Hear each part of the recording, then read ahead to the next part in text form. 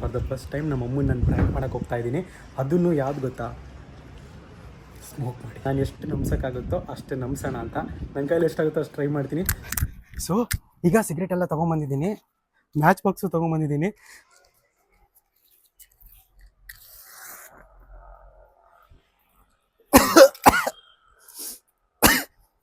ಇವಾಗ ಬಂದರು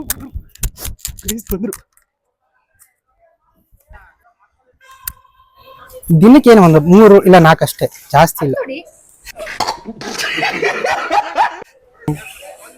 ಮಾಡಬಾರ್ದು. ಟೆನ್ಷನ್ ಮಾಡ್ಕೊಂಡು ಸಿಗರೇಟ್ ಸಿದ್ರೆ ಅಂದ್ರೆ ನಾವ್ ಹೆಣ್ಮಕ್ಳು ದಿನ ಸಿಗ್ಕೊಂಡು ಗೊತ್ತಾಗ್ತದೆ.